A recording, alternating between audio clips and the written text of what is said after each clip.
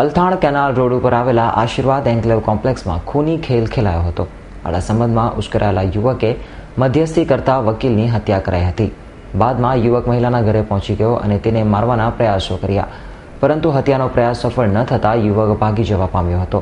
તે દરમિયાન તે પકડાઈ જતા સમગ્ર મામલો સામે આવ્યો હતો. તો હાલ પોલીસે યુવકને ઝડપી પાડ્યો છે અને લાશને પણ ઊન વિસ્તારના તેજપાલ મોટર પાસેથી કબજે લીધી હતી. સુરતના અલથાણ કેનાલ રોડ ઉપર આવેલા આશીર્વાદ એન્કલેવ કોમ્પ્લેક્સના A104માં વહેલી સવારે એક યુવક હત્યાના ઈરાદાથી આવ્યો હતો. હત્યાના ઈરાદાથી આવનાર આ યુવક દિવ્યેશ ઉર્ફે દીપુએ ત્યાંથી મહિલા ઉપર હુમલો કર્યો, પરંતુ તેમાં તે સફળ ન થતાં બારી વાટે નાસી જતો હતો. તે દરમિયાન એપાર્ટમેન્ટના ચોકીદારે અને અન્ય લોકોએ તેને ઝડપી પાડ્યો અને બાદમાં એપાર્ટમેન્ટના રહીશો ભેગા થઈ જતા જેણે પોલીસને બોલાવતા કારમાંથી લોહી અને માંસના લોચા મળી આવ્યા. સાથે ડિક્કીમાંથી 1.5 લાખ રૂપિયા અને મોબાઈલ મળી આવ્યો હતો. કારમાંથી મળી આવેલા માંસ અને લોહી એડવોકેટ અમિતના હતા. જેથી પોલીસે દીપુની પૂછપરછના આધારે ઊનના તેજપાલ મોટર ખાતેથી અમિતની લાશનો કબજો લીધો હતો. વધુમાં જે યુવતી માટે અમિતની હત્યા થઈ હતી તે યુવતી અને તેના પતિ વચ્ચે છેલ્લા ઘણા સમયથી ઝઘડો ચાલી રહ્યો હતો. જેથી યુવતી ફિઝિયોથેરાપિસ્ટનું કામ કરતા દીપુ તરફ આકર્ષાય અને બંને વચ્ચે શારીરિક સંબંધો ચાલતા હોવાનું કહેવાય છે. ત્યારે દીપુ અને યુવતી વચ્ચે કોઈ બાબતે સંબંધો વણસ્યા હતા. જેથી દીપુએ યુવતીને માનસિક ત્રાસ આપવાનું શરૂ કરી દીધું અને યુવતી દીપુને પાઠ ભણાવવા અને સમજાવવાના પ્રયત્નો કરતી હતી, પરંતુ દીપુ કોઈ રીતે ન સમજતા આખરે યુવતીએ કાયદાનો સહારો લેવાનું મુનાસિબ માન્યું હોય તેમ સામે આવ્યું છે. દીપુ ઉપર કેસ થતાં તેને વકીલ અમિત સિંઘાએ જ ખટોદરા પોલીસમાંથી જામીન ઉપર છોડાવ્યો હતો અને બાદમાં અમિતની કારમાં દીપુ પણ સાથે નીકળ્યો અને ત્યાંથી નીકળ્યા બાદ જ દીપુએ અમિતની હત્યા કરી લાશને સગે વગે કરી હોય. બાદમાં કામિનીનું કામ તમામ કરવા દીપુ આવ્યો હતો, જોકે તેમાં સફળ ન થતાં સમગ્ર મામલો પ્રકાશમાં આવ્યો છે. ત્યારે નવસારી નેશનલ હાઈવે નંબર 8 ખાતે આવેલ ઊન ગામની સીમાડામાં કનાઈ ખાડી પાસેથી તેની હત્યા કરાયેલી લાશ મળી આવી હતી. અરજી આપેલી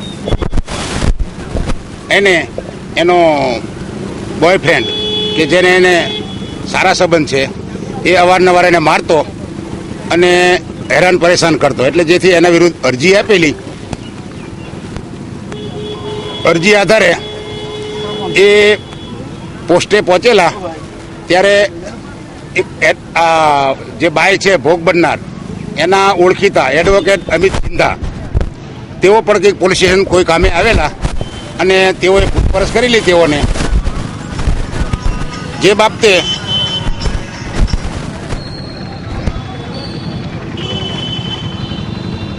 એના બોયફ્રેન્ડને એણે ફોન કરીને બોલાવેલો અને સમાધાનની વાટાઘાટો કરેલી. સમાધાન નહીં થતાં આ કામમાં અમિત સિંધા જે એડવોકેટ હતા એ આ ભોગ બનનાર બાઈ કે જેને હેરાન પરેશાન કરતો એ બાઈને એના ઘેર આશીર્વાદ એન્કલાવ મૂકી ગયેલ અને પછી પેલા ભાઈને સમજાવે છે કે તમે સમાધાન કરી નાખો, પણ એ બાબતે કંઈ આ લોકોને સમાધાન નહીં થયેલું. એટલે અમિત સિંધાએ એને ગાડીમાં લઈ અને બહાર નીકળેલા અને મોડી રાતે પછી આ કામનો